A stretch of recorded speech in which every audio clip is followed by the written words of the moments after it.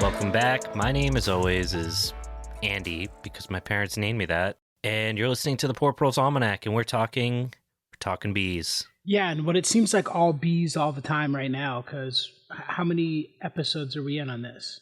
We're pretty busy bees, I'll say that. Okay, so that's the buzzword of the day. See, I can do it too. Well done.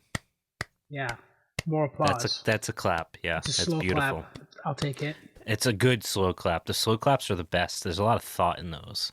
Today we're talking about the not literal parasite of the bee world, and that's drones. Drones, they drone on, first off, but they're also known as, more importantly, as being male bees. They basically live, they fuck, and then they die. That's basically been their story since we've studied bees. But is it accurate? Yes.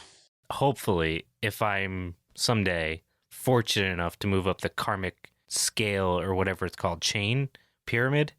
Is it a pyramid? Is karma a pyramid scheme? No, it's a cycle. It's a giant circle.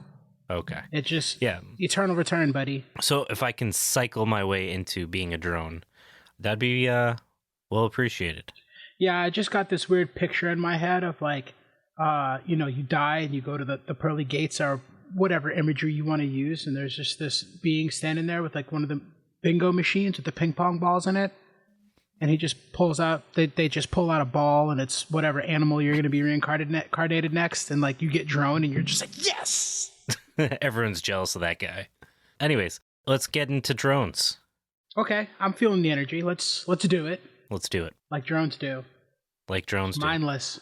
Mindless. Hive mind. They don't even enjoy it. It's their job. They enjoy it. Don't worry.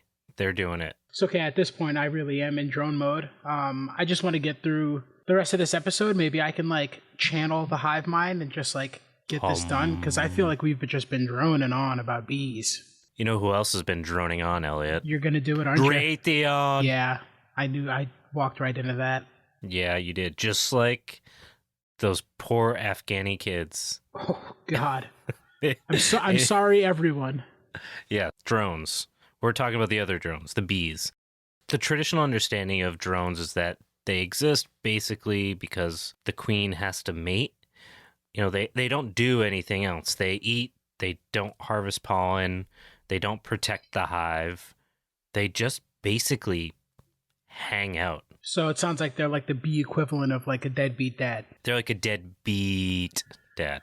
I did it again. Yeah, you do. So is this true? Well, sort of. So like drones can act often from a beekeeper's perspective, as a canary in a coal mine.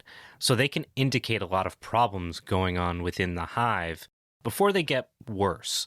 The things you can pay attention to: are there tons of drones flying around in the fall? Are there a lot of dead drones lying outside? Okay, so the dead bee dads get kicked out.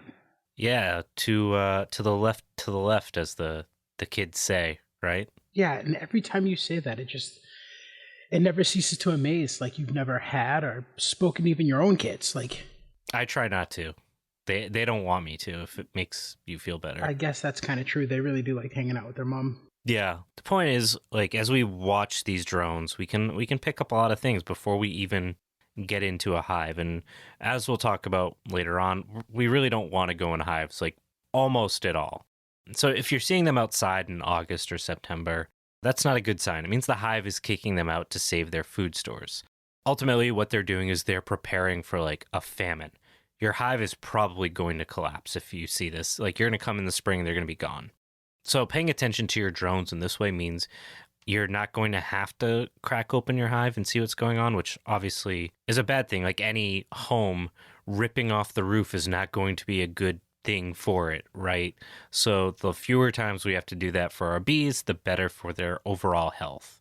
Okay, so if they don't have enough food, it seems like the parasites in the hive get sort of kicked out, anybody that doesn't pull their weight. So that seems kind of fair, right? Yeah, and those aren't the only parasites that drones are really good for finding indicators of. But they are a good indicator of the food thing in particular right off the bat.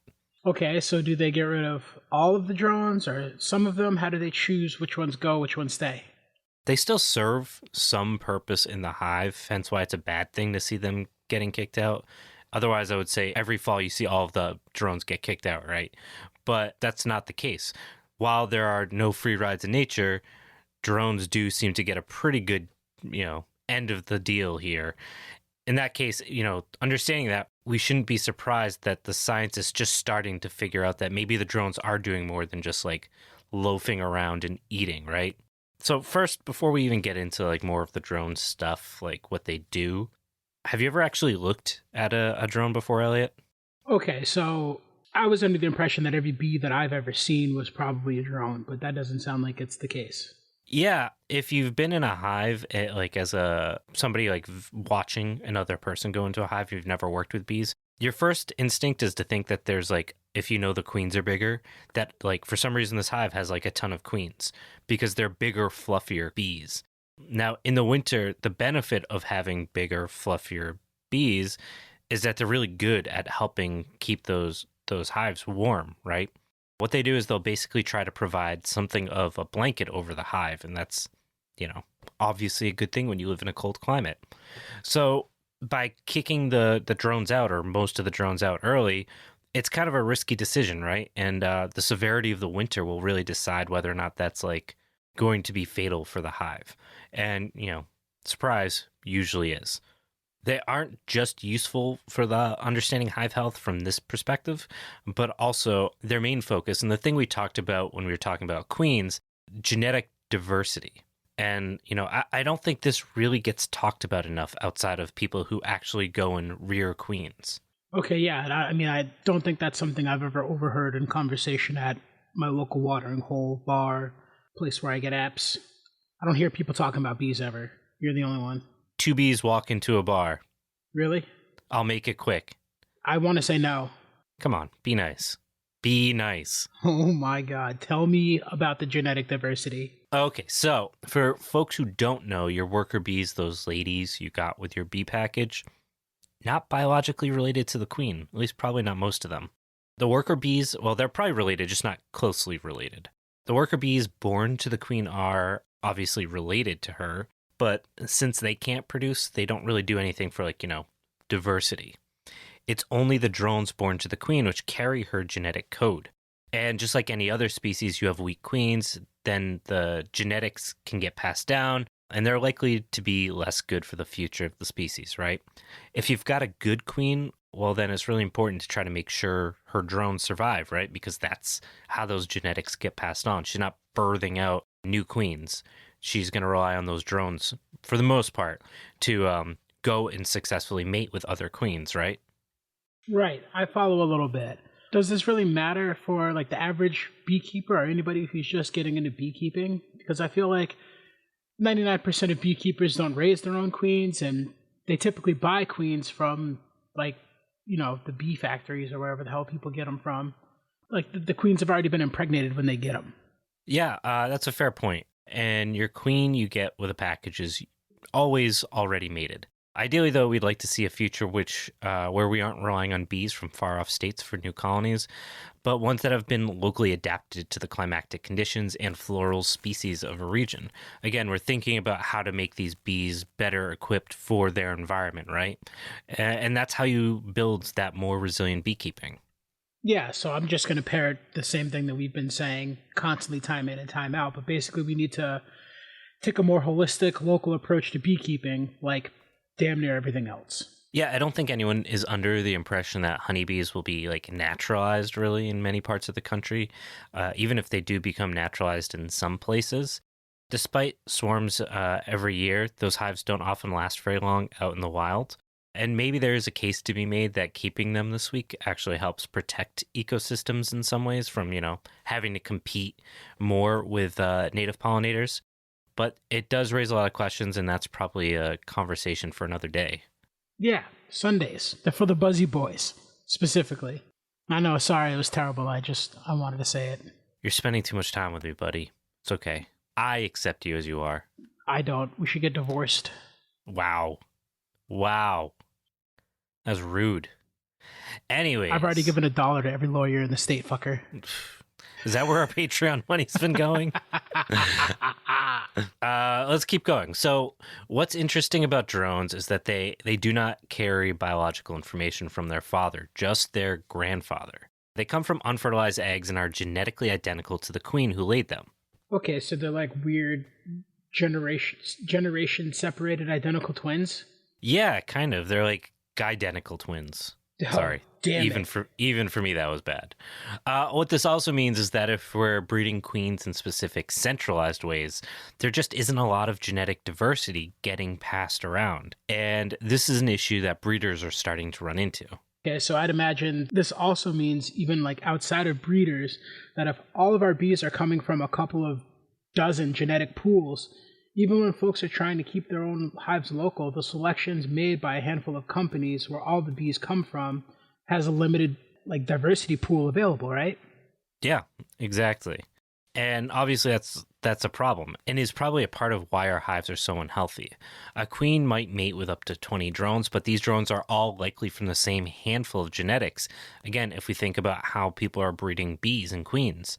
This is not just a problem for diversity of genetics, but we also this is a problem for every royal family. Yes, that too. Although I am happy those genetics are getting weaker. But with our bees, what we're seeing with the drones is that they're also weaker. They're flying shorter distances to mate. They're flying more slowly. They're struggling to actually mate in comparison to the past. Okay, so I'd like to welcome all my drone friend bees to domestication. It's not great. We get winded, like I get winded going upstairs sometimes. Bees get winded flying 30 feet instead of a quarter mile. Yeah, they're not running any triathlons, we'll say that. Yeah, me neither. Sounds hard. And for a bug that has to live out in nature, obviously, these are not good traits. Now, let's put this genetics issue into context. Most of our bees that are sold as packages come from a handful of producers. There's around 8 major producers of bee packages from Georgia, which supplies most of the bees that most beekeepers use east of the Mississippi. So, think about that landmass. 8 major producers. That's over 60,000 packages. That's 60,000 queens, plus an additional 20,000 queens that go out every year. Okay, so that seems like a really good way to make everyone's bees basically the same. Exactly. Basically what's happening is Italian honeybees are turning into golden retrievers, but they're having to go compete with the wolves, so to speak, out in nature. Yeah, so I don't really see them competing that well with nature, so... Yeah, no, they don't. As a golden retriever owner, no, they do not. Part of this is also our intense use of chemicals. So not only are the drones special because of the role they play in keeping the hive warm, genetic information, and the indications that they can give us as beekeepers, we also see some unique things happening when drones are around. For example, they're raised in special cells because they're bigger, and those cells are usually on the outer part of the hive. And so those cells on the outside are probably more expendable or a little bit more expendable than anything else closer towards the center? Exactly. You think about the hive trying to stay warm. If they lose the outside, it's not the biggest deal. They're more concerned about keeping that heat on the inside. And they're also obvious to identify because the cells will bubble out a bit, and they look like they kind of need to get popped. So then, they're born, they grow up, get ready to mate, head out of the hive, and join what's called a drone congregation. Is that like a bee church? Have you heard the good word kind of shit? Yeah, exactly, but not at all. So a drone congregation area, or a DCA, if you want to get technical, is a specific place where male honeybees gather and wait for young queens to visit. They're different from most mating areas because they're high above ground, suspended in the air. All honeybee mating takes place in these areas, never on the ground or in the hive or even near a hive. So the bees have their own mile high club? It's like Las Vegas. What happens in Vegas stays in Vegas. All right. I got no bee Vegas versions. Sorry. You're just going to have to accept that I don't have a pun there. I mean, the Mile High Club usually join that on the way to Vegas or leaving Vegas, but... Yeah, this is what's that Zach Galifianakis movie? The Hangover? Yeah, it's like The Hangover. You're going to call that his movie, huh? Okay. Listen, I'm shocked that I know who that is. Me too. You said it right and everything. I know. I think I only know him because of the Ferns show. Oh, Between Two Ferns is Yeah, that. classic. Like, I've never watched it, but I remember just seeing like a trailer or something for it. They made a whole 90-minute movie out of that one. Wasn't too. Obama on that? No, The show or the movie? I didn't know they made a movie, so probably not that one. It's probably the show. I'm hip is the conclusion here, right? Everyone now knows I'm just gonna give it to you. I just want to move right past it. I don't think Okay. anybody cares. Okay. You're the only one that's hip today. Let's go with that. I'm the hippest one in the room. Andy's the cool one. You're welcome, everyone. You're welcome. Awesome. So what were we talking about? Bees. Oh, yeah. The bees flying around. So, like, I think I might have seen one of the DCAs before, the drone congregation areas. You heard the good word? No, but it's like when just a bunch of bees fly together, like in the bee orgy we talked about. And it's literally just an air orgy. It's like Air Bud, but with sex. And okay. So yeah, it's just a ball of bees flying into each other. Yeah, basically. The term we use that helps explain where these drones came from to congregate is called drift. We do have some control over the drift of our drones by paying attention to things like landscape features, which impact the way which drones will fly and ultimately congregate. And while you don't have much control over the bees around you who may have weak genetics, you can control where you put your hive in relation to the other hives in the area and try to help reduce some of that cross-pollination. So lay that sort of map reading, drone drift controlling scenario out for me, if you don't mind, because I'm having a hard time wrapping my head around that. I will, sort of. But first, commercials. Oh my God, I'm like everybody else. I don't want to wait. Just skip that shit. Here at the Raytheon Technologies Corporation, we believe children are the future, just not the ones on the other end of our products. Like our RIM-7 Sea Sparrow anti-aircraft missile system, the most environmentally friendly anti-aircraft missile produced anywhere today. We're mindful of our environmental legacy here, which is why today we're introducing a new line of pollinator-friendly Stinger missiles. This lightweight, portable system includes a native wildflower mix that scatters upon impact. You're welcome, bees. Raytheon. Pack a punch, plant a bunch. Welcome back to the Poor Proles Almanac. I hope you enjoyed that commercial. Now I'm back to explain to Elliot about air bead. That's what I'm going with, air bead. Nope. You like that? He said he was going to map out I said he was going to map out, but I want to figure out how he's going to control drone drift, because that sounds like a bunch of malarkey to me. I don't think he can control bees, and I'm just picturing Andy like he's in fucking Avatar: The Last Airbender, but with bees. See, I was thinking like Tokyo Drift, but with bees. I think that would be a good movie, right? Is Tokyo Drift a movie, or is that like a part of a series? Nah, it's a fucking movie, but my bit was better. Fine. You know what? Let's talk about these drones, all right? Yeah. So the science... Who's the hip one now? Yeah, it's always been you, Elliot. We know this. That's right. So the science on this, while I said that we kind of understood it, we really don't. Like, it's like we understand enough to know we don't know anything. And what that means is that we know it has a relationship with like the horizon and typically a key feature of the landscape, like the edge of a tree in a field or an opening in a forest. We don't really understand basically any reason why, but it seems like it's on like these marginal spaces. Okay, so we've talked about edge spaces and marginal spaces many times before on this show, but all in all, based on that answer, you don't know. We don't know. We know they're edging, but we don't know where they're going. Yeah, I swear you are just killing me slowly like a poison. Yes. I don't know how long it's going to take for me to die, but I'm not going to do this. How long does it take gold to kill somebody? I'm just trying to remember. Like a sliver a day for like 10 years? Is that a thing? How long have we been doing this podcast? 10 years, I think. Am I You're dead? alive. Am I dead? Am I dead? I brought you back just for the podcast. Like, listen, you can't get rid of my black guy. Come on. You think I can replace him? Look at him. Reanimated with just blind fury. So, these bees, maybe you can can you GPS a bee? BPS? Oh my God.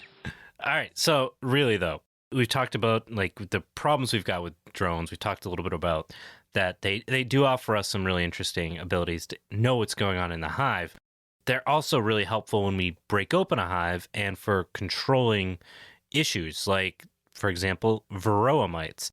they can often act as like an early bellwether for mite issues because the Varroa just love themselves a good fucking drone. So you want to try to like just capture drones and then you use them as bait for mites? Is that even possible? Well, not necessarily capture, but we can take advantage of understanding how drones exist in a hive to track and even in some cases eliminate Varroa without the use of like literally anything except the drones. Oh man, it still sounds fake when you say it, but go on. Okay, so I haven't gotten to try this yet. I was hoping to try it this past year, but I didn't need to, which is really cool and what we'll talk about a little bit with the last episode. But Kim Floatham, who's a prominent bee author and researcher, has a system that he uses for keeping his bees from ever having mite issues. And it's fairly simple if you understand how beehives work. Cool. But what if you don't? It's actually still pretty simple, even then. So we talked a little while ago about how drones exist on the edge of the hive, right? What he discovered is that if you put in new frames with no comb on the edges of your mediums, then you can basically like use those as they fill them out because they're the newest drone homes on the edges, right? If you're going to get mites, that's the spot you're going to get mites. So as long as you keep an eye on those edges, those new frames you put in, not necessarily the last frame, but usually like the second to last frame, you can use that basically as I'm going to pull this frame out, check on it, and guess what? If I have Varroa right here, I'm just going to get rid of it, and it doesn't get into the rest of the hive. Let me try to put this in like non-beekeeper terms. They take these frames and put them on the edges. So the new drone homes are pushed to the edge, and that sort of sets that trap that I was sort of saying earlier, where these new homes are going to be the vulnerability for the hive. And if the Varroa mites are going to show up, that's where they're going to go. So you just basically wait and check on those frames. And if the mites do show up, then you just get rid of the frames and they haven't infected the rest of the hive yet. Is that it? Exactly. It's bait, basically. And you obviously don't want to, you can't be doing it to each medium, each box every week or anything like that. So usually it's on like a cycle between all of your mediums and supers, right? Where you're, well, not your supers, but your mediums, where you're going to be pulling out the second to first and second to last frames, checking them every 3 weeks, 2 weeks, depending on if you're using what size frames you're using. And basically, you're just doing this constant cycle of checking to see if your mite traps caught anything, pulling it out. So you're setting up mite traps and you're using the drones as bait on the outsides of the hives. Yeah, and in this process, according to Kim, this has kept him from having any mite problems for years. And that's it. What he does is he takes any mite-infested comb and feeds it to his chickens. The key, though, is you have to be really adamant about this because the second they show up, like, you got to get them out of there pretty much immediately. And we've talked about the fact that I'm not a huge advocate for the idea of going into your hives very often, if at all. I prefer to only go in and actually inspect maybe twice a year. Again, we'll talk a little bit more about that in a later episode. But this doesn't go with that theory, but I think this is better than using chemicals, right? So this is a really good way to get in there if you're trying to reduce your chemical use. And this can be a really good way to basically set a trap to reduce your mites. Yeah, and we said like a holistic approach earlier in the episode, but this is reminding me back to the Milpas episode where they had like sacrificial bait corn on the outside of where they grew, their main crop. And so it didn't really it's just bait. It's the same idea. Exactly. It's about working with the system and not trying to make it all work and stuffing it into a box quite literally, right? I guess it's more like making a bottleneck for the negative parts of the system you don't really like, so you can sort of check it or keep things in check without losing, all your hard work and stuff. Exactly. I think with this, while it's going to have some marginal negative benefits for your drone counts, the research is actually showing that it's not as bad as you might think. There are less drones. If you don't take breaks from the cycle, it can lead to a limited amount of drones or even no drones at all. But the goal is that once there's no mites showing up, to give the rotation a little bit of a break and then get some of those drones hatching again. And then you can continue that cycle all over again. Okay, I feel like we're just droning on at this point about this particular section here. Ooh, Elliot, Yeah. spending too much time with me. Yeah, I need a vacation. Yeah, me too. But the thing about the drones is you can get down to 0 mites with no chemicals, and that's just we think about how much money is spent on chemicals and the problems that we're having from it, and that's like surreal that we have the technology and it's like mind-blowingly simple. Like literally anyone can do it. You don't have to, be a bee wizard to be able to do this, right? So you just have to be on top of things, and there might be, because of this practice, only a few small windows when you're actually having those drones hatch out. Right. And this also means less drains on that food supply. So the hive won't or shouldn't collapse at this point if you're doing it at a regular frequency. Yeah, and that's a perfect segue, Elliot, because we do need to talk about drone food because it is a bit different. So are they bulking up? They got to do all that drone work. Yeah, more or less, actually. Got to get them gains. Yeah, so I actually kind of went down a rabbit hole in this one, like way beyond the depths I really understood. That said, what I found seems like a really big deal around drones. So we talked about the fact that drones, because they carry the same exact genetics of their mother, are particularly valuable, right? Yeah, they're basically queens themselves, but not the queen of not queen of the hive, but like they could be if they wanted to. Yeah, they have the genetic material of the queens if they just wanted to fart out like 1 billion babies. They're ultimately unfertilized eggs, right? So let's back up a bit to the beginning of the life cycle of drones. A group of folks decided to spend some time studying just drones in a hive, having marked them individually to track their movement and all that important stuff. For the first few days of their lives, they're fed entirely by workers. Like old money capitalists? Basically. By the time they're a week old, they're basically feeding themselves. Now that seems quick, right? Sure. Well, the worker bees feeding them are often their age or younger, as young as sometimes 2 days old. I mean, it seems like they're breaking some sort of bee child labor laws, but I don't know if they have those. Right? But, what are they eating? Pediasure. See? It's not hard, dude. Bad dad jokes. It's the comedy of the masses and the Poor Pro's Almanac. TM. I love TM. it. Comedy of the masses, the Poor Pro's Almanac. In terms of our bees, they're not having Pediasure, but something quite similar. They're being fed royal jelly as larvae about 3 days. And the quality of the royal jelly is really important in drone quality and, in turn, the sperm production. So we're really going to talk about the birds and the bees, at the same time? We be about it. Motherfucker. Here at the Raytheon Technologies Corporation, we believe children are the future, just not the ones on the other end of our products. Like our RIM-7 Sea Sparrow anti-aircraft missile system, the most environmentally friendly anti-aircraft missile produced anywhere today. We're mindful of our environmental legacy here, which is why today we're introducing a new line of pollinator-friendly Stinger missiles. This lightweight, portable system includes a native wildflower mix that scatters upon impact. You're welcome, bees. Raytheon. Pack a punch, plant a bunch.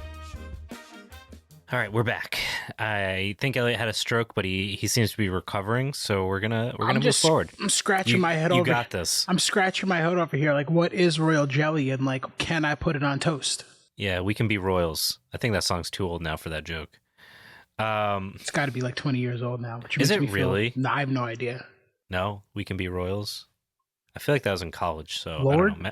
Yeah, it might be 20. It's 13 years old now, right? That song's a teenager. Oh man, what we really need to do is an episode that's things that we think are still new but are actually teenagers, like Chumbawamba. Yeah, that song was released in fucking 2013. Like I said, it's 12 years old, not 13. Sorry. All right, so maybe we can have a birthday party. Is there a special name for teenager birthday parties?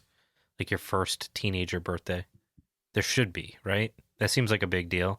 I don't know. Every teenage birthday party I've ever seen is a Dare commercial or something. Where they tell you how to do drugs? I don't think teenagers are supposed to party, man. It's not cool. Okay. So we are terribly off track. All right. So let's talk about royal jelly. That was the point here. That was my first question. Yes. What is it? What is it? So it's a substance that's secreted by workers for a short period of time early in their lives. It's I don't know, the pre-mother's milk stuff for human babies. The way you said human babies was really uncomfortable for me. Yeah, it should be. It does feel redundant. It's kind of like we're inferring that alien babies might like accidentally exist. Well, not necessarily alien babies. Just I figured most people when they say like babies, you just specify they mean like human babies unless otherwise specified. Like if they said like bee babies, I would know they were talking about bees. I don't know. It seems really human centric of you, Elliot. Like kind of speciesist. Like let's tone it down a little bit. I guess, but when other species start talking to me, maybe I'll broaden my horizons. Well said. The point is that this stuff is super important for the health of like all of the bees moving forward. Now, after the first 3 days, they transition to this worker jelly, which is kind of like the bee rate royal jelly. Get it? Bee rate. Yeah, Yeah, it's also called bee bread, so it's kind of like your white bread. Okay, so bee bread and royal jelly are the same thing. So you can't put royal jelly on it's like bee bread. It's like bee rate royal jelly. It's like the staler royal jelly. It's like the royal crust, you might say. So bee bread is stale jelly, but like in a good way. I'm confused. Good.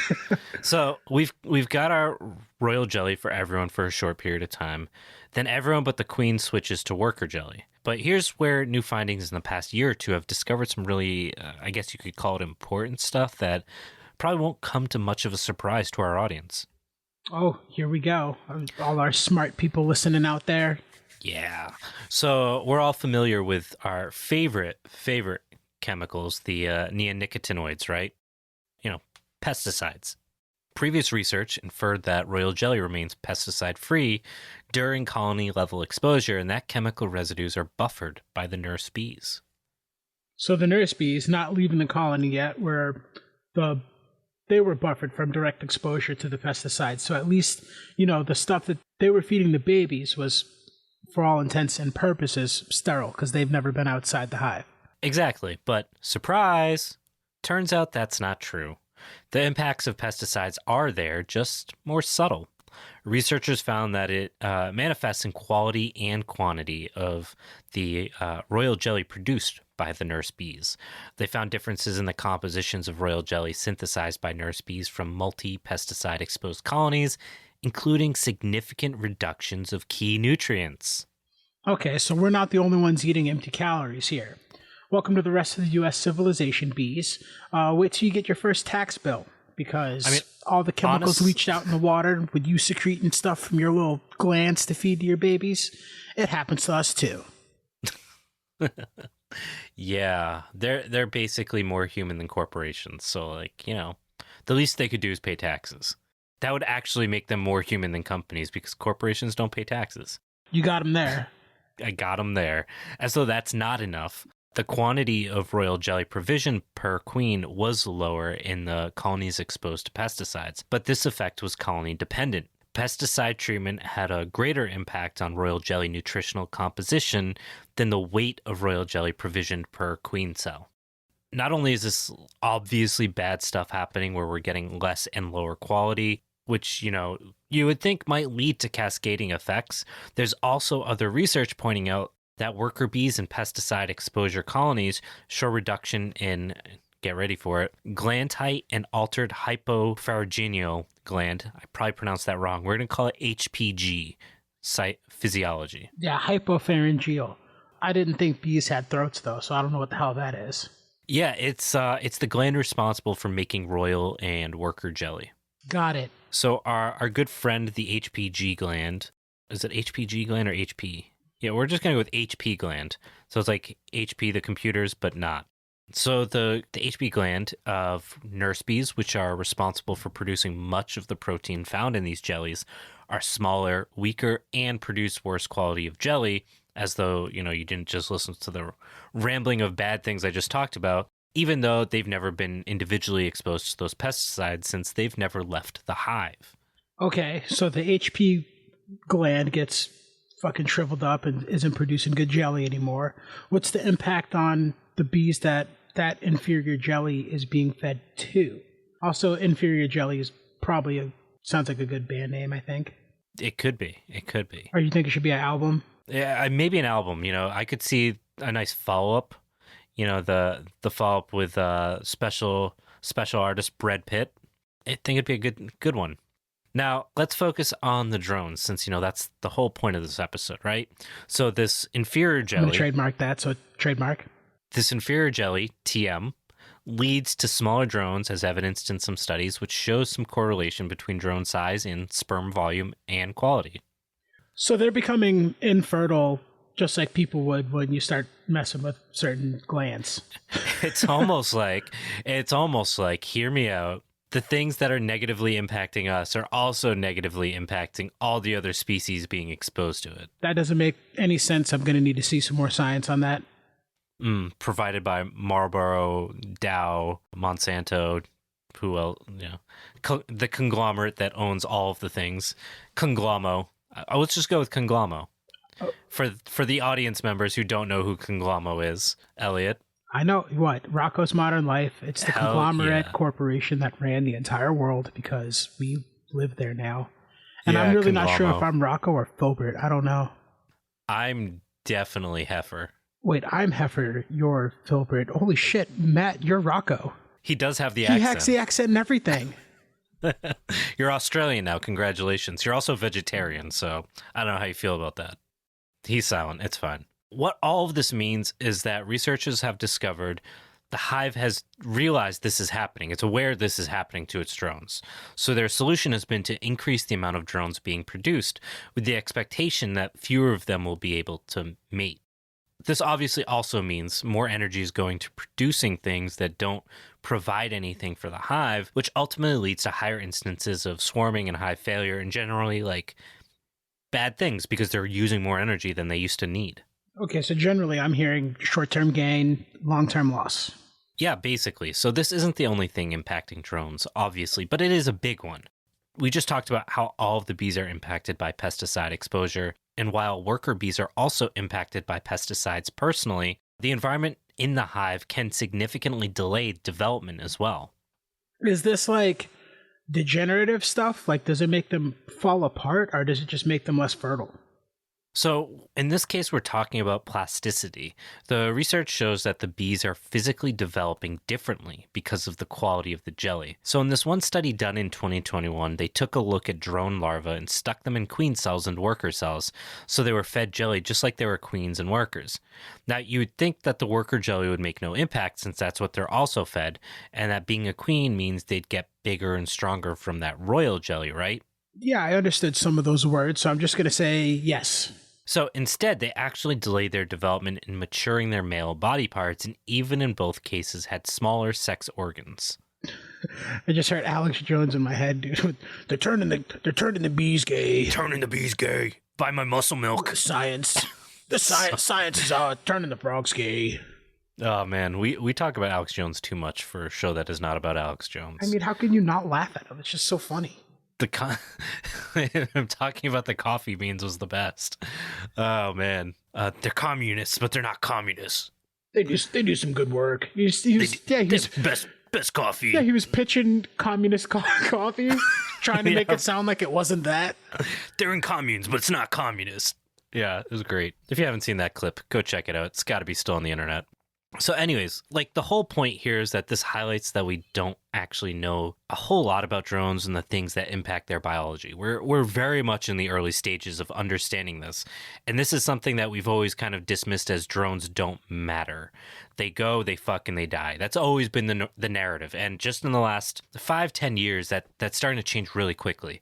And I imagine 10 years from now, looking back at this episode, there's going to be a whole lot of science that we didn't understand that dismisses some of this, right? Now, we'd always thought they'd gotten the same worker jelly as workers, but the evidence doesn't suggest that's the case. I spent a lot of time doing this episode, doing the research on drones, and one of the things that, for whatever reason, seems to be an area of deep discussion is bee sperm. So I'm about to drop a load of knowledge on you, Elliot. I don't like the pun, and I don't like the fact he never warns me or the listeners before it, so it just makes it sound like it's going to be unenjoyable. It's never enjoyable with me. Nah, and then the subject matter at hand is just bee jizz. So all right, let's do it. Beaches, let's do it. Let's do so it. we focused on what is impacting the health of male bees, such as body size, weight, age, sperm quality during long-term storage in the queens. Can we not? We're already doing it. Just go. Fine. We won't talk about the bee jizz itself, all right? There is one last thing I do want to talk about because it gets a lot of attention in the native versus domestic pollinator argument, and that's the impacts of limited pollen. While we already dedicated an episode to pollen and native versus non-native insects, some research has pointed out that drone brood rearing itself was not instantly abandoned in colonies with limited access to pollen. Colonies with limited pollen access raised smaller drones, which ejaculated... Really? Wait, really? You're going to miss the chance to say bee ejaculated. That, I got you to say it now. So they did that in fewer numbers and released smaller amounts of semen. Now, the quality was considered equal too. What's particularly important that was discovered in this research was that access to pollen during larval development directly affects the reproductive quality of drones.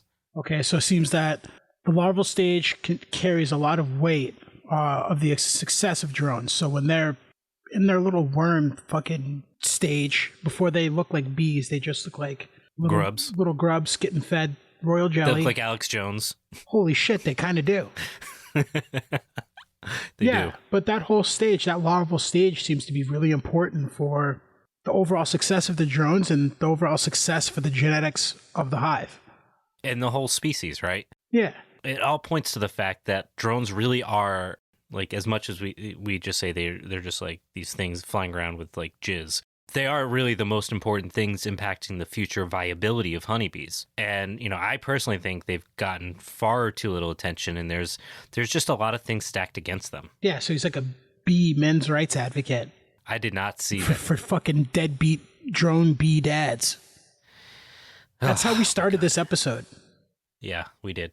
I'm sorry. This was a mistake. We got to fix it. We have 30 seconds. Go. No, we're done. I think we've covered drones enough. The point I wanted to get across is, like, there's a lot going on with drones. We don't respect them enough. We need to be paying more attention to the holistic effects on the hive from drones. And that's really it. You know, it's time for us to wrap this up, I guess. Like, you know, Monsanto's trying to wrap up life on Earth. That's all I'm saying here. Yeah, I'm just going to say when you said neonicotinoids, it sounds like fentanyl put in cigarettes, and I haven't had a cigarette in like a month now. I'm trying to quit. Oh, good. Nice. And it's awful. I hate it. It's terrible. You'll get there, though, buddy. I'm so proud of you. I know. Ugh. Thank you all. We hope you Hopefully enjoyed it. our episode about bees, our drone bees. We've been droning on forever just for you. Now you know that they ejaculate and they like bread, but if it's not good bread or if it's the best bread, it's jelly. But I don't... And when Alex Jones has his episode on turning the bees gay, you'll have heard it here first. Yeah. Let him know. Trademarked. TM. TM. Out.